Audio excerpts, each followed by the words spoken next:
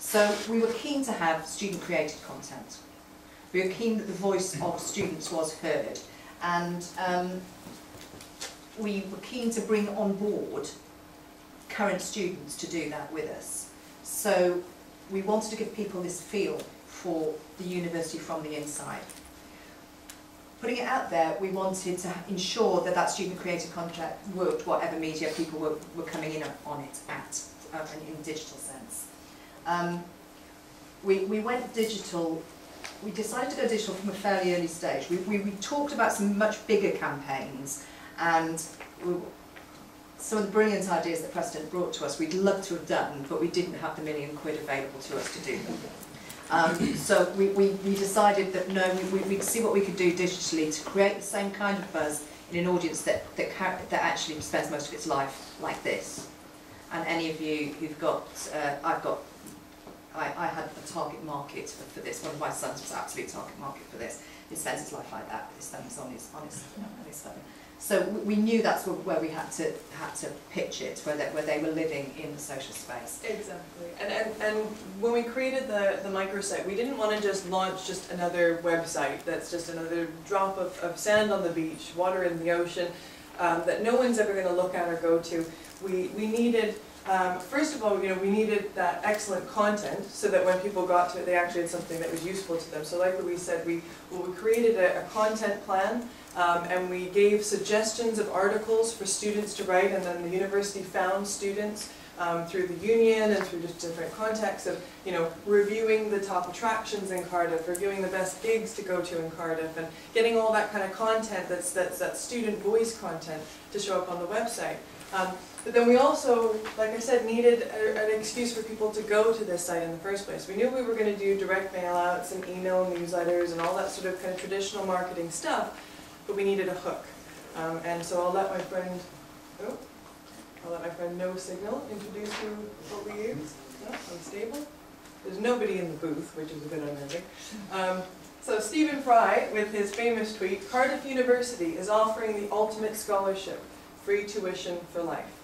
And that was our hook for the campaign. We sent this out as press releases. We sent it out to as email newsletters to students that were already on the system. We seeded it in social media, and essentially we created what was an online scholarship competition where students would compete publicly, having to perform different challenges and that sort of thing, but all with an academic focus, and spanning over the course of the whole admissions process, so that they always had a reason, even if they dropped out of the competition or decided not to take part, they always had a reason to go back to the website and keep looking at what the latest activity was and what the latest kind of developments were, until they started to realize that the website itself was reason for them to keep going back because the content was so great. So the challenge ran, and there are basically four rounds to it. The first round was about questions that drove students into the content on our website. So in order to find the answer to the questions, they had to go in and find stuff on our website. They couldn't just Google answers. The second round was about getting them to connect to some of our social media that we were setting up, and Lindsay said a bit more about that in a moment. And the third one was about being creative and individual, and then the final one was getting them to the university, our finalists. But the prize was important here. It was an academic scholarship, so it was important that we convinced people that the prize, the competition, what you did in the competition was worth winning the prize. So the challenge questions that we set had to have an academic base to them, they had to have good academic content to them. We worked with our schools. We had quite a bit of internal criticism of doing this, let me say, okay? Quite a bit. And as you can imagine. We worked with our schools to set the questions and to get them to help us set the questions, so that when people saw what the questions were, they realised this wasn't an easy, ITV in the morning, which of these three, is the answer. If you've seen some of those quizzes, you'll know what I mean. But this was actually involving doing some quite tough work. But we also had to pace it, because those kids were doing their A-levels at this time and going through, so we couldn't set something which was so hard it was taking them away from their academic work. So it was a good pacing, but it was good because that meant we engaged our academic schools and set the questions, and they got involved and they got engaged as well with what we were doing, which comes back, as you guessed, one of my earlier objectives of working together on this with our schools. And so, as Louise mentioned, we had a heavy social media component to the campaign, but we didn't want to set up a Thrive Facebook page and say stuff like, hey everyone, what subject do you want to study? Hey everyone, we've got an open day coming up. Because we knew it would just fall flat on its face like a lot of other very corporate branded Facebook type stuff. We knew that we had to get actual students communicating on Facebook, and as luck would have it, the week that we came in and presented to the Vice Chancellor and the senior management team, Facebook had just introduced a new feature, and that was the subscriber feature, where you didn't have to add someone as a friend. You could allow them as a subscriber, and they could still see your content, but you had different privacy settings that you could set for it. But basically, it would have let people still get the messages through if you subscribe to them onto that user's news feed, but without having to open themselves up to the whole friend relationship, which can you wouldn't want to add someone as a friend who you've actually never met in real life. But we thought, aha. This is perfect. Let's hand pick 10 different Cardiff insiders, that's what we called them. Students who are first year, second year students at Cardiff University. We'll get them to open up their Facebook profiles, allow subscribers. We'll give them some training about privacy, because 17, 18-year-olds do need privacy training when it comes to Facebook.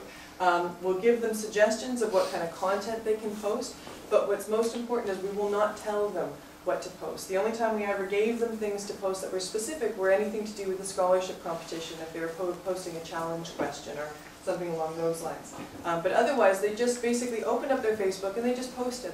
And we had no idea how it was going to work. We didn't know if anyone would subscribe to them because it was a brand new feature. We didn't know if people would subscribe to them but then ask them inappropriate questions like, oh, what kind of grades do I need to get into this program or what? But what ended up happening was that on average each insider had about 200, 250 subscribers. All of them asking questions, but all of them asking appropriate questions like, are there any good places to do shopping in Cardiff? What is the last band that you saw at the student union? The kind of student life experience questions that we knew that was the information we needed to get out there.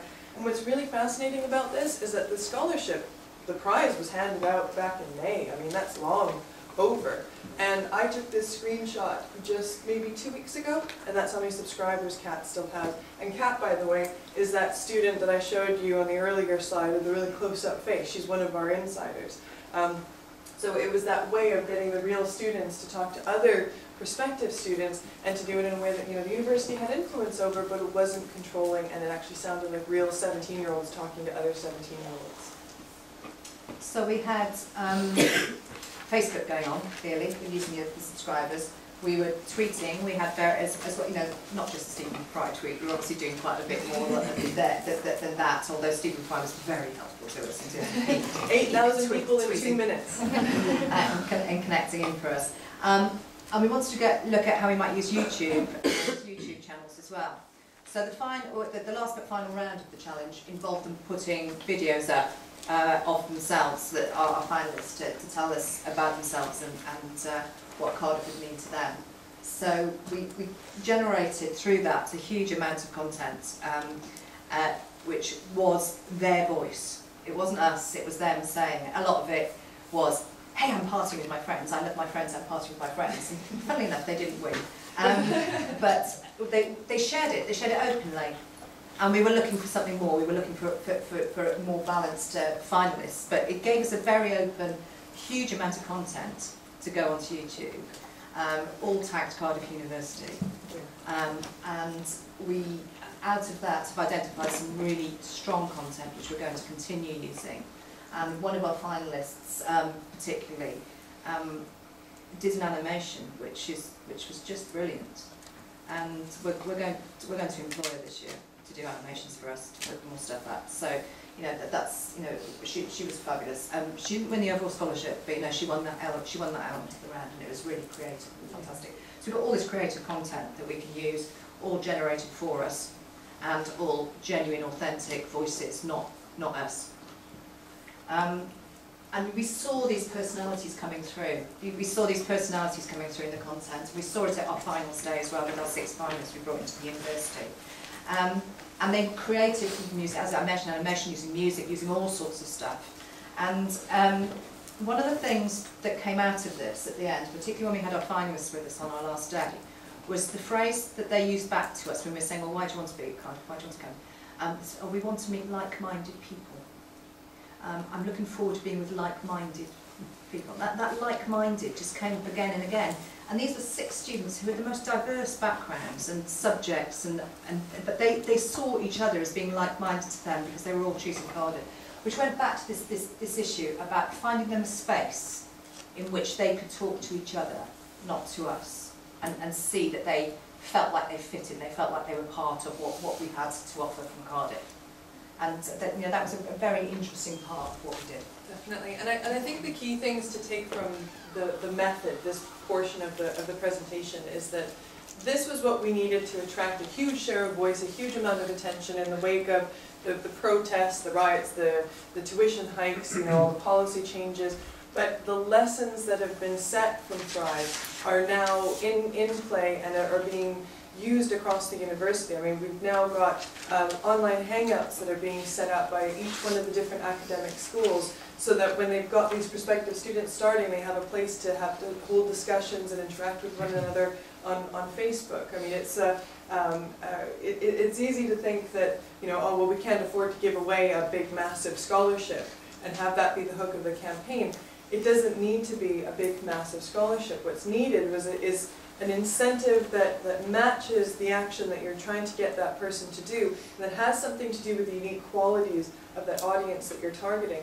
And I know that there have been schools already at the university that have done kind of smaller versions of competitions and things like that, but instead of doing the typical win a free iPad nonsense, it's trying to build that engagement and pique that curiosity, because students are kind of always bombarded with opportunities to win free iPads. We need to stop giving them free iPads.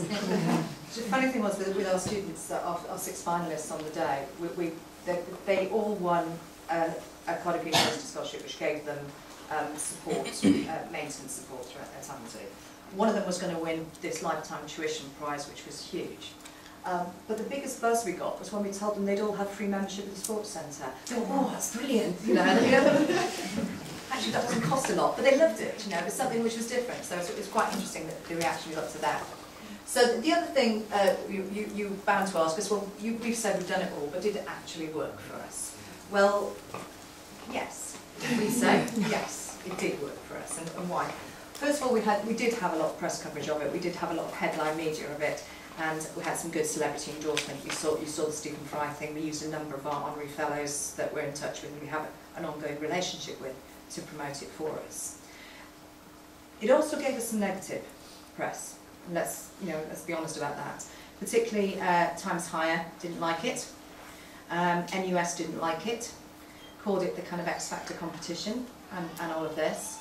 And were very, very scathing about what we've done. But I would take comfort in the fact that actually it wasn't aimed at them. I don't really, in one sense, I don't really care what a 40, 50-year-old journalist sat in London thinks of that campaign, or because actually it was aimed at 16, 17-year-olds and 18-year-olds, and I can tell you they loved it. The greatest comfort I took on the THE coverage that day, when I was getting it in the neck within the institution quite a bit for doing it, was the comment from somebody, and there was a lot of kind of comments about how this was degrading the sector and how it was, you know, we were demeaning things. And there was a comment from somebody, it was a woman, and she said, I'm sat here in my Russell Group office thinking this is crap. I don't think she used the word crap, if I'm honest. And looking down my nose at what's being done. But meanwhile, my 17-year-old daughter and her friends are texting each other and saying, are you going to go in for this? So which one do I care about? And it's the 17-year-old that I care about. So took quite a lot in the neck on this one, but it has worked. And actually our finals day, when we had the six students at the university, was an absolutely fantastic day in which we got enormous amount of engagement. So one of my lessons on this one is, we thought traditionally about the press we were targeting when we were doing this. We thought in our same modes of thinking that we've been thinking, oh, we must tell the THE about it, we must tell Guardian Education about it, we must... Actually, I didn't need to tell the THE about it at all. It didn't matter a jot. There was no audience. None of my audience for this were going to be reading the THE. So why did I try and tell them what we were doing and think that I wanted their approval. Didn't matter at all.